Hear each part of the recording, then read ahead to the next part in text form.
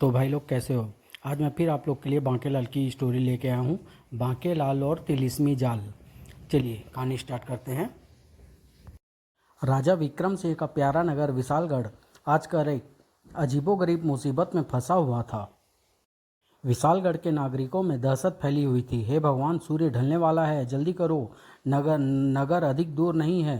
सूर्य ढलने के साथ ही नगर में सन्नाटा छा जाता था। कारण प्रत्येक सुबह कोई न कोई व्यक्ति पत्थर में बदला हुआ मिलने लगा था। अरे यह तो कुम्हार है, अवश्य शहर में बर्तन बेचकर लौटते हुए देर हो गई होगी, बेचारा अब पत्थर का हो गया है। न जाने किस मनहूस की नज़र लग गई है विशालगढ़ को। भाइयों, अब चुप रहने से कुछ न होगा, हमें महाराज से खुद चलकर सुरक्षा की मांग करनी चाहिए। हाँ हाँ, वरना एक दिन सारा विशालगढ़ पत्थर के लोगों से पट जाएगा। उधर राजा विक्रम सिंह स्वयं परेशान थे। राजवैद्य, कुछ पता चला? महाराज, ऐसा लगता है कि राजकुमार को जीर्ण शीर्ण नाम की बीमारी है।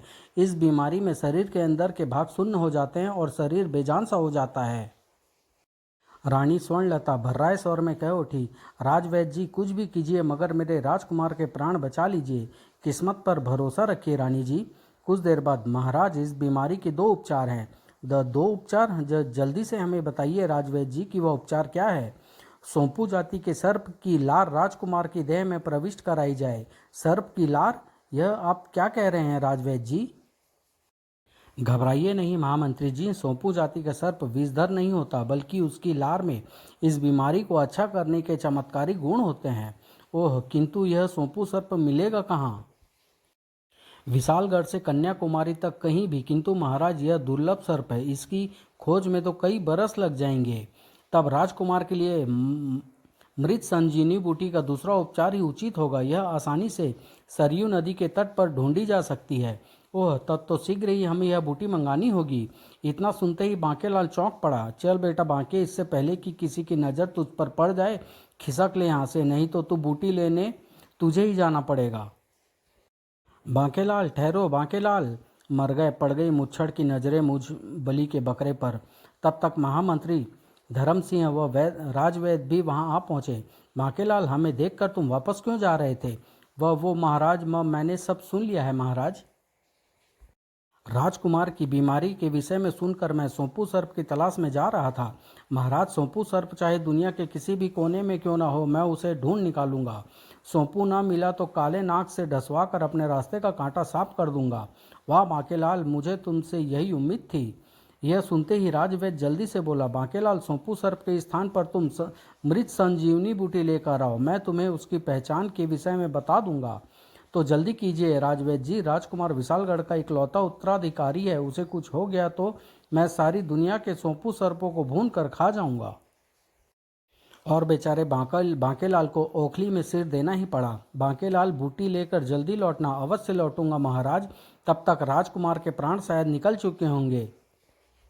इधर बांकेलाल महल से निकला और दुहाई हो महाराज, दुहाई है। अरे इतने सारे लोग, आइए महाराज चलकर पूछते हैं कि यहाँ किस बात की दुहाई लेकर आए हैं। फिर जब राजा विक्रम सिंह को राज्य में आई विपत्ति का पता चला, क्या महामंत्री जी, यह हम क्या सुन रहे हैं? महाराज, ये अवश्य किसी शैतान की हरकत है। मैं शहर में गश्त बढ़ाने की व्यवस्था करता हूँ, वह शैतान बच न सकेगा उसी रात्रि। मुझे तो डर लग रहा है, अगर उस शैतान ने हमें भी पत्थर का बना दिया तो हमारे बीवी बच्चों का क्या होगा? राजा का हुक्म है, बजाना तो पड़ेगा ही, वरना जान किसे प्यारी नहीं होती। तभी आ हा हवा में उड़ती हुई खोपड़ी एक सैनिक से टकराई। ठाक! आह! अगले ही पल, अरे यह तो पत्थर का हो गया। तभी हा तभी तो तुम सबका भी यही हाल होगा। जादूगर कुक्कड़ साहब पूरे विशालगढ़ को पत्थर के लोगों में बदल देगा। हा। जादूगर कुक्कड़ साहब? एक सैनिक चीख पड़ा, यही है वो शैतान जो निर्दोष इंसानों को पत्थर में बदल रहा है। पकड़ लो इसे। चल मेरे तिलिस्मी जाल, बदल दे इन सबको भी पत्थर की शिला में। पलक झपकते ही सब सैनिक पत्थर के हो गए। हा। जादुई खोपड़ी जादूगर कुक्कड़ साहब की अंगुली पर विराजमान हो गई। एक एक करके पूरे विशालगढ़ का यही हश्र होगा। अगले दिन स्वयं महाराज विक्रम सिंह भी उस दृश्य को देखकर दंग रह गए। उफ, सभी सैनिक पत्थर के हो गए। महाराज, हमने घरों में बंद रहकर जादूगर कुक्कड़ शाह की आवाज़ सुनी थी। वह पूरे विशालगढ़ को पत्थर का नगर बनाना चाहता है। क्या? ओह, न जाने ये कुक्कड़ शाह कौन है और विशालगढ़ से उसकी क्या दुश्मनी है। इधर बांकेलाल जहाँ पहुँचा, सरयू नदी के तट पर। बस पहुँच गया सरयू के तट पर, लेकिन पहले पेट पूजा बाद में काम दूजा। ही। और वैसे भी मैं कौन सा जड़ी बूटी लेकर महल जा रहा हूँ। वाह, क्या स्वादिष्ट भोजन है, मज़ा आ गया मुझे तो। कुछ देर बाद, बेटा बांके, भोजन पानी तो हो गया, अब जल्दी से शुरू हो जा। नदी के तट पर जितनी भी मृत संजीवनी बूटियां हैं उन्हें उखाड़कर नदी में फेंक दे, ताकि न रहेगी बूटी और न बचेंगे राजकुमार के प्राण। और जब राज्य का एकमात्र उत्तराधिकारी परलोक सिधार जाएगा तो फिर मैं अगला उत्तराधिकारी घोषित हुआ ही हुआ। तभी बांके चौंक पड़ा। अरे, मेरे घोड़े को क्या हुआ? ओह, यह तो मर गया। शायद ये विष बूटी है जिसे खाने के बाद मेरे घोड़े की ये हालत हुई है। अचानक बांकेलाल का शैतान मस्तिष्क नई शरारत से भर उठा। क्यों न ये विष बूटी मैं अपने साथ ले चलूं, ताकि अगर कुमार के प्राण बचे भी हो तो मैं मृत संजीवनी की जगह इस बूटी का घोल राजकुमार को पिलाकर उसकी छुट्टी कर सकूं।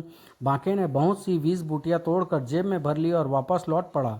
चलो, यह भी अच्छा रहा कि घोड़ा मर गया और एक विष बूटी की पहचान भी मुझे हो गई। और फिर उस समय जब वह नगर के सीमा के निकट ही था। हा हा हा, बांकेलाल रुक जाओ। आए, यह किसकी आवाज़ थी? हा हा हा, मेरा नाम जादूगर कुक्कड़ शाह है बांकेलाल। जादूगर कुक्कड़ शाह? तुम जादूगर कुक्कड़ हो या भुक्कड़, मुझे रोकने का कारण बताओ और चलते फिरते दिखाई दो। हा हा हा, लगता है तुम्हें अपना चमत्कार दिखाना ही पड़ेगा। चल, मेरे तिलिस्मी जाल बना दे उस बंदर को पत्थर का। ये क्या कर रहा है? अगले ही पल तिलिस्मी खोपड़ी बंदर से टकराई, ठाक। और अरे, बंदर तो पत्थर का हो गया। हा हा हा। बांकेलाल, अब मैं तुझे भी पत्थर का बना दूंगा। क्या? न नहीं। ओह बांके बेटा, ये तो तेरी ही तरफ आ रहा है। जान बचानी है तो भाग। अगर तू पत्थर का बन गया तो विशालगढ़ के सिंहासन पर कौन बैठेगा? हा हा हा। भागो। हा हा हा हा। बांकेलाल जिधर भी भागता जादूगर उसके सामने आ जाता था। हे भोले भंडारी, कहाँ फंसा दिया? भाग रे बांके। हा हा हा। यहाँ भी आ गया शैतान, बचाओ सैनिक। आह। जादूगर कुक्कड़ शाह ने अपना खोपड़ी वाला हाथ आगे किया। दूर करो इसे। कब तक बचेगा बांके? तुझे पत्थर का बना कर छोड़ूंगा। मैंने बहुतों को पत्थर का बनाया है, तुझे भी बना कर छोड़ूंगा चोटी वाले। बांके उछल कर फिर भागा। जादूगर कुक्कड़ उसके पीछे भागा। बचाओ बचाओ, मेरे हाथों से तुझे कौन बचाएगा रे बांके। शीघ्र ही भागते भागते बांकेलाल की सांस धोंकने की तरह चलने लगी। अगले ही क्षण बांकेलाल कटे वृक्ष सा गिर पड़ा। धम। आह। और फिर जैसे ही उसकी आंखें खुली, ओह, शायद शैतान चला गया है। चलो अच्छा हुआ, वरना कमबख्त मेरे हाथों मारा जाता। मेरे बारे में तुम्हारा क्या ख्याल है बांकेलाल? इसके पहले कि बांकेलाल फिर से दौड़ पड़ता, बस बांकेलाल बहुत भाग लिए। अब अगर तुमने भागने की चेष्टा की तो मैं अपनी तिलिस्मी जाल को तुम्हें पत्थर का बनाने का आदेश दे दूंगा। जादूगर भाई, अगर तुम मुझे पत्थर का बनाना चाहते तो कब का बना चुकते। अवश्य तुम्हारा कोई कार्य मुझसे अटका हुआ है। तुमने ठीक कहा बांकेलाल, मुझे सचमुच तुम्हारी मदद की आवश्यकता है। अगर तुमने मेरी मदद न की तो मैं तुम्हें छोड़ूंगा नहीं, पत्थर का बना कर दम लूंगा। ओह, तो मेरा सोचना ठीक निकला। बांकेलाल, मुझे काली गुफा का चिराग चाहिए। काली गुफा का चिराग? अगर मुझे वह जादुई चिराग मिल जाए तो मेरी शक्ति कई गुना बढ़ जाएगी और अपने दुश्मनों को पत्थर में बदलने के लिए मुझे इस प्रकार दूर दूर भटकना नहीं पड़ेगा। लेकिन भुक्कड़ साहब, मेरा मतलब कुक्कड़ साहब, तुम इतने बड़े जादूगर हो, इतने मामूली से काम के लिए तुम्हें मेरी ज़रूरत क्यों पड़ी? इसका भी एक कारण है। इस गुफा में केवल कोई पुण्य आत्मा व्यक्ति ही घुस सकता है। मैंने भीतर घुसने की चेष्टा की तो मारा जाऊंगा ना। ओह, तब तो तुम गलत आदमी से टकरा बैठे हो जादूगर भुक्कड़, मेरा मतलब कुक्कड़ साहब, क्योंकि मैं तो इस दुनिया का सबसे बड़ा पापी हूँ। मेरे पापों की सजा के लिए तो भगवान एक और नरक बनवा रहा होगा। मुझे अपने जाल में फंसाने की चेष्टा मत करो बांकेलाल, नहीं तो पत्थर का बना दूंगा। मैं जानता हूँ कि तुमने लोगों की भलाई के अनेक कार्य किए हैं। एक बार तो इंद्र का सिंहासन भी बचाया था। यह जानने के लिए पढ़ें स्वर्ग की मुसीबत। बांकेलाल, तुमसे बड़ा पुण्य आत्मा व्यक्ति और कोई हो ही नहीं सकता, इसलिए मेरा यह कार्य तुम्हें करना ही होगा। मर गए। है मेरे जादुई जाल, बांकेलाल को बंदी बनाकर काली गुफा ले चल। दूसरे ही पल बांकेलाल तिलिस्मी जाल में फंस चुका था। अरे ओह आह, हाय ये मेरी क्या हालत बना दी तूने कमबख्त। अब तुम्हें इस कैद से छुटकारा काली गुफा पहुँच कर ही मिलेगा। फिर यह खुला मेरा जादू और ये गया चोटी वाला जमीन पर। ओह हाय मेरी कमर। बांकेलाल बांकेलाल, वह रही काली गुफा। जल्दी से इसमें घुस जाओ और जादुई चिराग लाकर मेरे हवाले कर दो। अच्छा जादूगर भाई, तुम्हारा कहना मैं कैसे टाल सकता हूँ। इसमें तो बहुत अंधेरा है, भीतर जाते ही उजाला हो जाएगा। ओह। बांकेलाल फिसलता हुआ एक स्थान पर जाकर रुका। आह, मर गया। बांकेलाल अपनी किस्मत को कोसता हुआ खड़ा होकर आगे बढ़ा। यह गुफा तो बेहद लंबी जान पड़ती है, पता नहीं वह जादुई चिराग कहाँ पड़ा होगा। तभी बांकेलाल के ऊपर कोई चीज आकर गिरी। उई, यह क्या आ गिरा मुझ पर। सांप। उई, इस बंदे को तो फेंकने की भी तमीज नहीं है। अभी मजा चखाता हूँ। बाप रे, ये तो मेरी तरफ ही आ रहा है। भाग ले बांके बेचारे। बचकर कहाँ जाएगा बच्चू, ये गुफा तो आगे से बंद है। उफ, ठाक। अब मुझे दुड़की हो लेना चाहिए, इसके लिए इतना सबक ही काफ़ी है। मज़ा आ गया। और सामने निगाह पड़ते ही चिराग। बांकेलाल ने झपट कर चिराग उठा लिया। बन गया काम। सांप की बात वह चिराग मिलते ही भूल गया। इसे घिस कर देखता हूँ, कहीं ये अलादीन वाला जिन्न का चिराग तो नहीं। अगर इसमें से जिन्न निकल आए तो उस जादूगर को मैं वो सबक सिखाऊंगा कि। लेकिन काफ़ी देर तक घिसते रहने के बाद भी जब चिराग से जिन्न न निकला। ओह, न जाने कैसा जादुई चिराग है, कमबख्त जिन्न निकलता ही नहीं। ठीक उसी क्षण बांके की आंखें हैरत से फैल गई। अरे, उधर तो कोई गुप्त द्वार है। बांके ने चिराग जेब के हवाले किया। यह कब बना।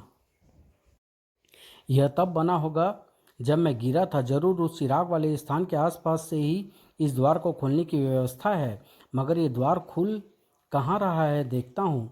दूसरी तरफ का दृश्य देखते ही बांके आश्चर्य से उछल पड़ा। राजकुमार का कक्ष। वो मारा पापड़ वाले को। बांकेलाल का शरारती दिमाग यकाएक ही कुलबुलाने लगा। बेटा बांके, सुनहरा मौका है, हटा दे अपने रास्ते के कांटे को। इसके बाद तू ही राज्य का उत्तराधिकारी होगा। वाह, इसे काली गुफा में छोड़ दूंगा, वहाँ इसका काम तमाम हो जाएगा। मेरे ऊपर किसी का शक भी नहीं जाएगा, क्योंकि मैं तो जड़ी बूटी लेने गया हूँ। वाह, इस जादुई चिराग ने तो मेरा काम ही बना दिया। बांकेलाल। वह दृश्य देखते ही रानी चीख पड़ी। महाराज, यह बांकेलाल मेरे लाल को कहाँ ले गया है। खट। किंतु बांकेलाल तो मृत संजीवनी लेने गया था। महाराज, मुझे तो इसमें किसी षड्यंत्र की बू आ रही है। बांकेलाल को गुप्त द्वार का पता कैसे चला। यह कुमार को कहाँ ले गया।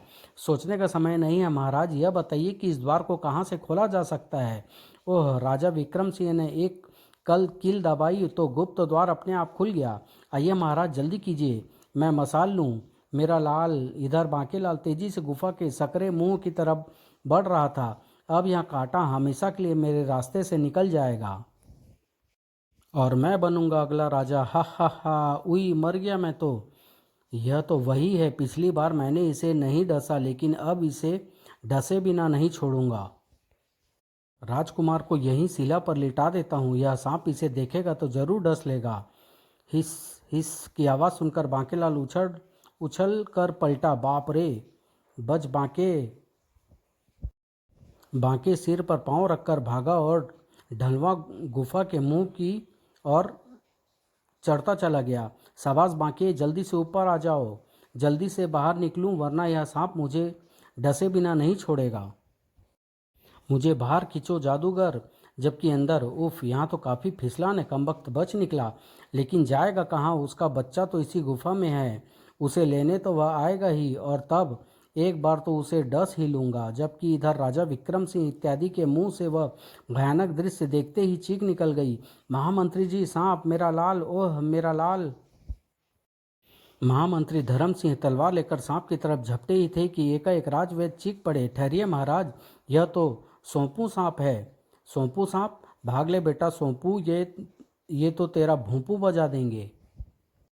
जाता कहाँ है बेटे, आए, अब क्या मुसीबत आ पड़ी।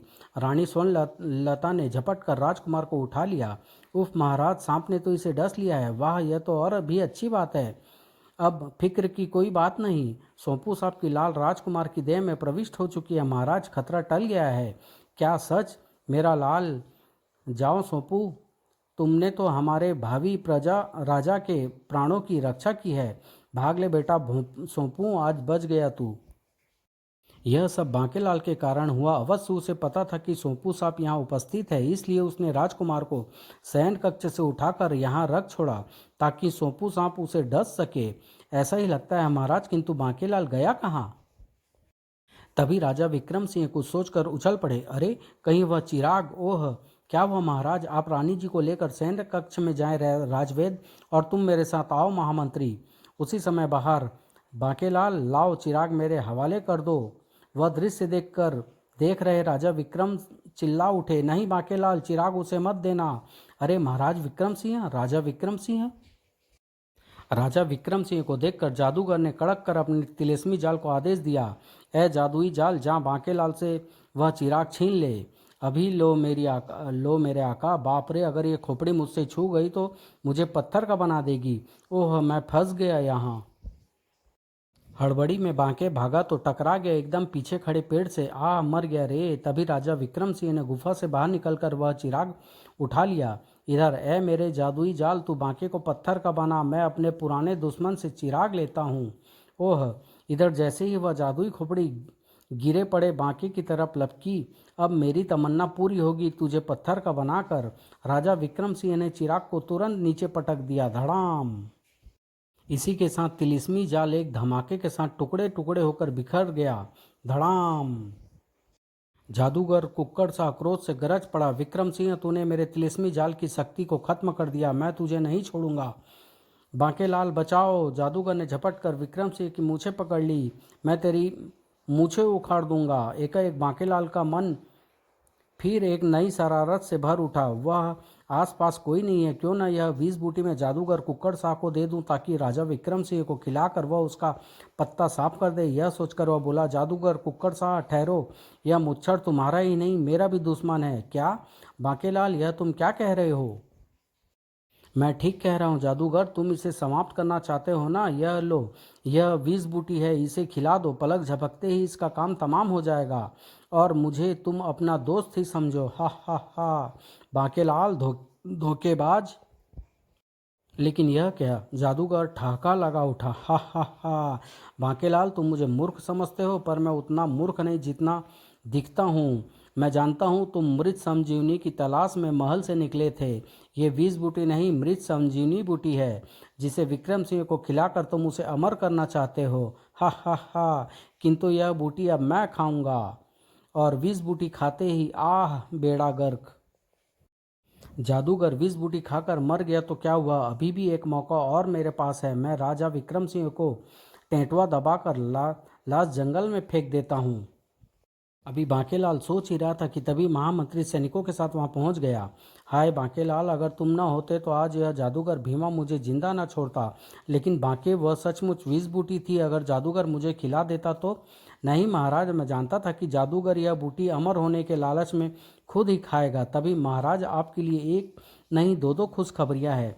पहली यह कि राजकुमार गुफा में सोंपू सांप की लार से अच्छे हो गए हैं। दूसरी ये कि शहर में जितने भी लोग जादूगर द्वारा पत्थर के बना दिए गए थे, जादू टूटते ही ठीक हो गए हैं।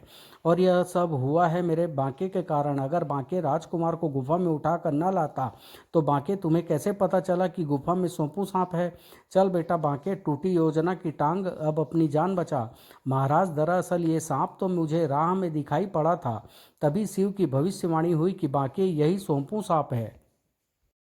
अब आप तो जानते ही हैं कि शिव जी की मेरे ऊपर कितनी कृपा है। बस मैं सांप को लेकर लौट ही रहा था कि देखा यह कमबख्त जादूगर बूढ़े के वेश में इस गुफा के पास चहलकदमी कर रहा है। मुझे देखते ही वह मुझसे कहने लगा, बेटा, मेरा चिराग इस गुफा में गिर गया है। वह चिराग मेरे बापू की अंतिम निशानी है। बेटा, आप फिक्र न करें बाबा, मैं अभी गुफा में जाकर चिराग ले आता हूँ।